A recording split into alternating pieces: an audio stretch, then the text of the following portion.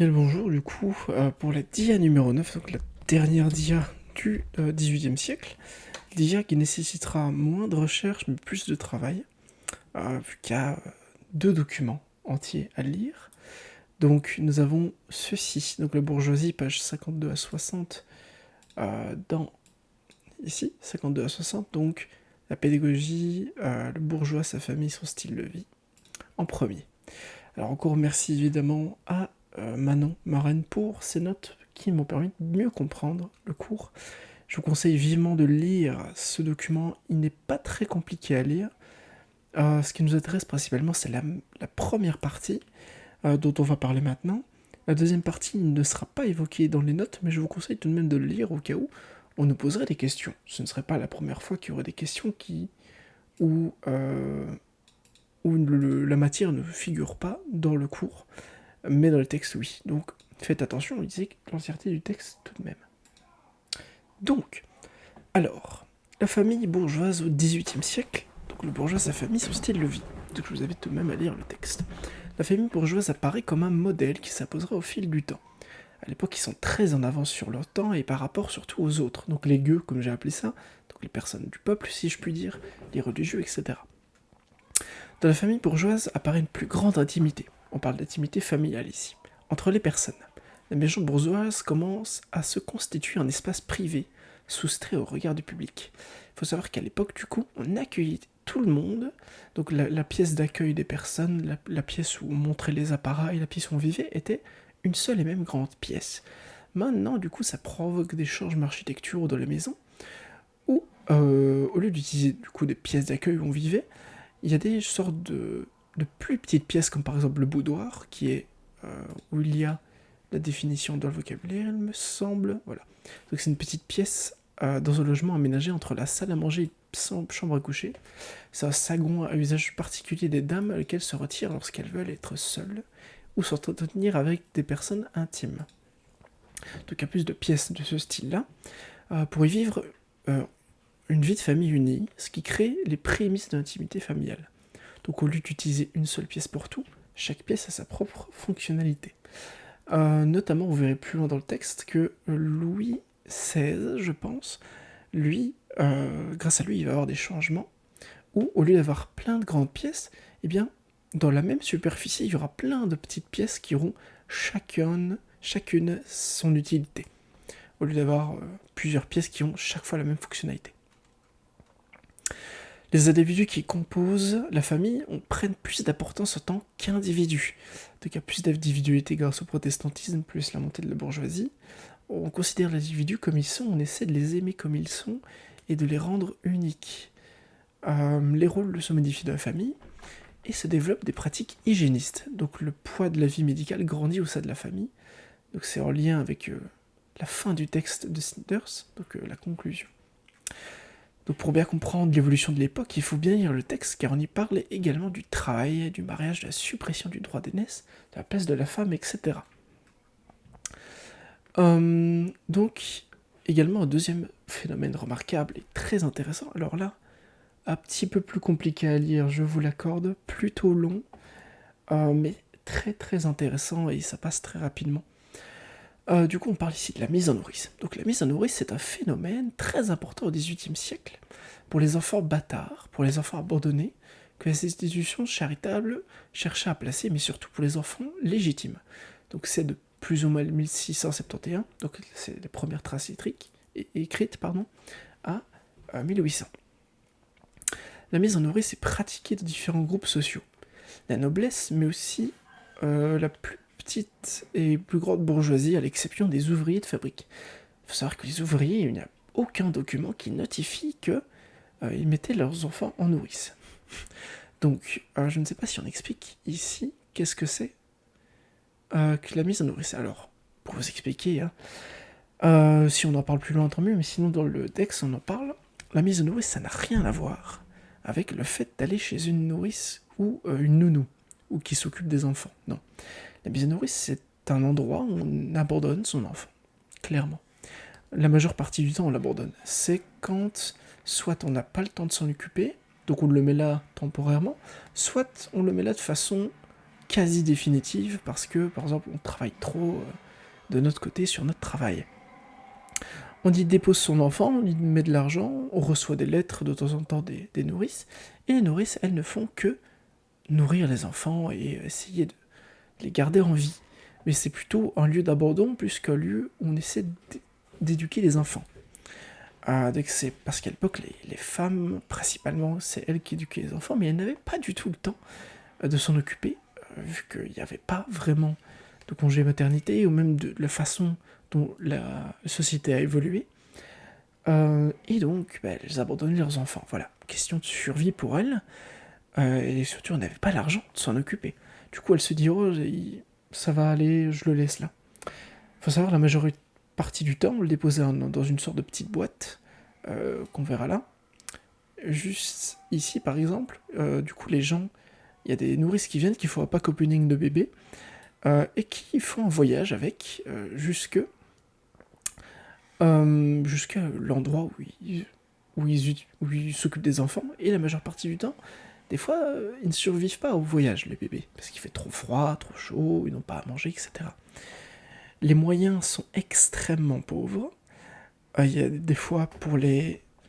ça, je me parlera plus tard, mais pour les endroits de nourrices paysannes, il y a plus de 90% de décès. Et la suite, même s'il n'y a pas de décès, n'est pas très glorieuse.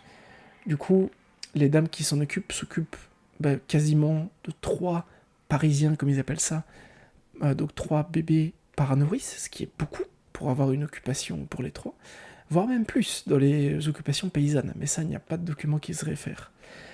Donc, les calculs ne sont pas bons, il n'y a pas assez d'argent pour les nourrir, les dames sont, dit comme clairement dans le texte, engrossées pour produire du lait, donc elles ont des relations sexuelles pour avoir une production de lait, et donner du lait aux enfants, sauf que des fois ça ne suffit pas. Du coup ils mettent de l'eau avec de la farine et des œufs ou du sucre pour assembler de lait, mais ça ne suffit pas. Ils sont dans des endroits où il y a plein de fumée qui passe à cause de la cuisine ou du feu. Ils sont dans des endroits très aérés, du coup, en hiver, ils meurent de froid, littéralement, etc. Pas très glorieux, donc je vous invite vivement à lire le portefeuille de documents, du coup, c'est très très intéressant, et vous comprendrez bien mieux ce qui s'y dit par la suite. Donc la mise à nourrice, ça j'ai dit. Donc le fonctionnement de cette pratique, c'est abus et gravité de la situation.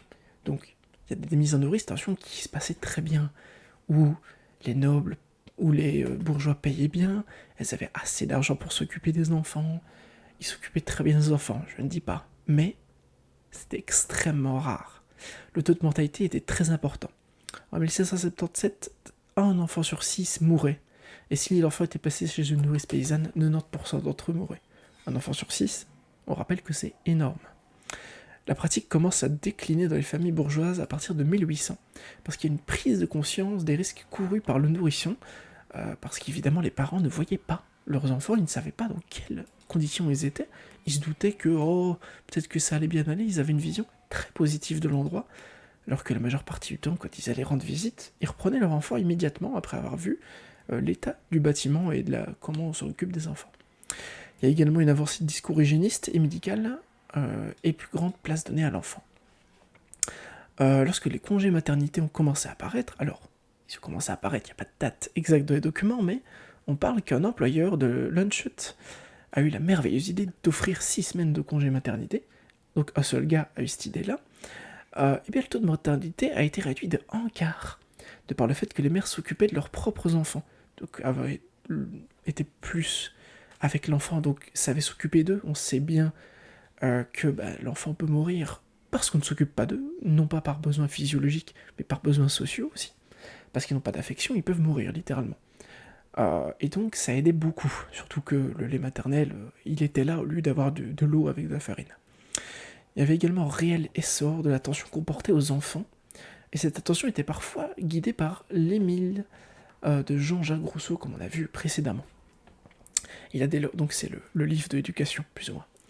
Il y a dès lors plus d'allaitement via la mère de l'enfant, ce qui forge un regard nouveau sur la parentalité, l'éducation et le bonheur des parents. Donc, bureau de nourrice, ça c'était quand ça se passait très bien, hein. On voit que l'endroit est plus ou moins nickel, les gens viennent rendre visite à leurs enfants, etc. C'était rarement le cas. Bureau de nourrice, ça paraît encore bien.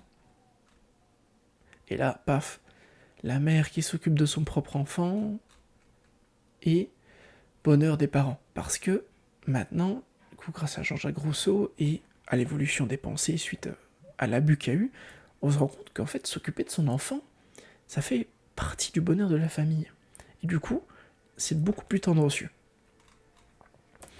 Ensuite, dernier thème, il me semble, pour cette diapositive, l'école. Au début du XVIIIe siècle, l'apprentissage traditionnel régresse. L'idée d'une éducation scolaire qui forme un type d'homme universel se développe. L'enseignement devient dès lors une affaire politique. Donc on ne veut plus de différences d'éducation, comme par exemple avec les écoles catholiques ou protestantes, et on ne veut plus du formatage que ça crée. Le formatage peut venir aussi des parents, donc on souhaite l'éviter, et on préfère que ce soit l'État. Donc une globalité, quelque chose de au-dessus de l'Église, qui s'occupe de l'éducation, ou même au-dessus des parents qui s'occupent de l'éducation. On comprend maintenant qu'à travers l'école, on forme les gens qu'on veut pour la société qu'on veut. Donc, comme vu précédemment, si on veut une société qui base son honneur sur le travail, donc on a vu ça à la diacète, eh bien, on peut inclure ça dès l'école. Et ça, ils s'en sont rendus compte. On veut qu'ils deviennent conscients et critiques, que les enfants deviennent conscients et critiques. L'État va intervenir de plus en plus dans le domaine, surtout en France, en s'affrontant parfois aux familles qui, au XVIIIe siècle, veulent garder le contrôle sur l'instruction des enfants. Cette opposition, éducation ou enseignement, est une affaire d'État ou affaire privée. Ça se maintiendra jusqu'à notre époque, tout en étant que l'école est définitivement devenue une affaire d'État. Donc maintenant c'est une affaire d'État et de réseau. L'affaire d'État c'est politique et l'affaire privée c'est religion familiale. Maintenant on sait, il y a des écoles privées et religieuses, oui, mais ça appartient tout de même à l'État.